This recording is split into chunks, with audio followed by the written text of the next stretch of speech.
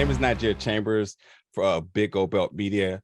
Antoine, it's a pleasure to talk to you today. And while we're here to talk about Equalizer 3, it's like really having heavy hearts, knowing how important this franchise has been. A lot of action, but a lot of heart. And now that we're at the conclusion here and working with Denzel for all over the years, that trust that you two have built all over the years, that just clearly makes it very easy to work together and the work shows for itself.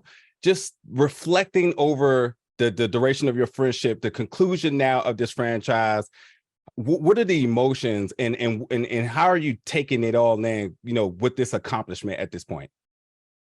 You're about to make me cry, man. I'm blessed, man. I take one film at a time, right? One step at a time. That's what me and Denzel do together, with respect and trust of each other. We just do one thing at a time and put our hearts and soul into that and try to represent properly on everything we do. And God willing, we'll do it again. But you got to say goodbye to Robert McCall. Yeah. He's off into the Mediterranean, man. He's gone. Thank you, brother.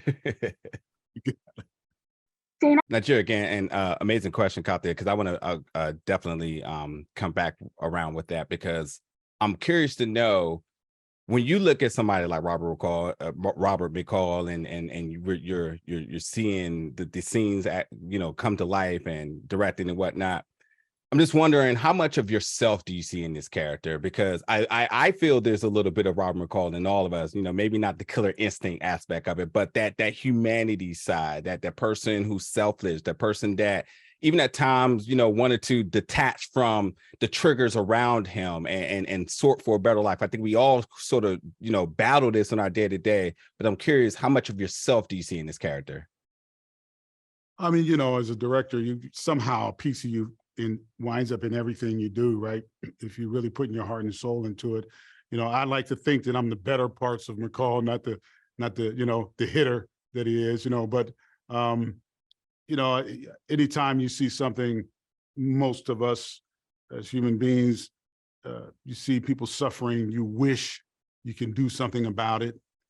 If you can, you do, so I like to think that that part of him is a part of myself. I like to think it's a part of the greater good of humanity, that we all have that in us, That's my optimistic side of things, Right with you there, brother.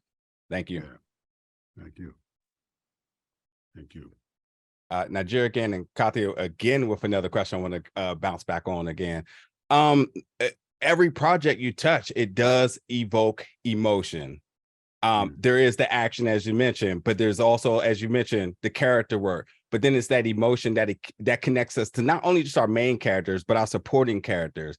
For yourself, what is the mental process that you work through to really decompress and possibly detach from some of these works that are just so heart heavy and such relatable to our day-to-days?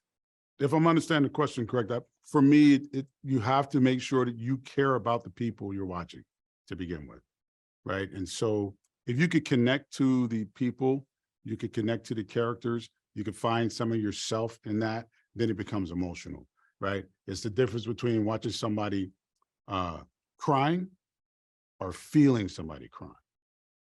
Two different feelings. So my goal is to make you feel it as opposed to just watch it.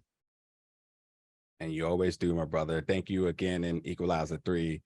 Fantastic. And just your body of work, what you've done for the community is, impeccable. Ridiculous.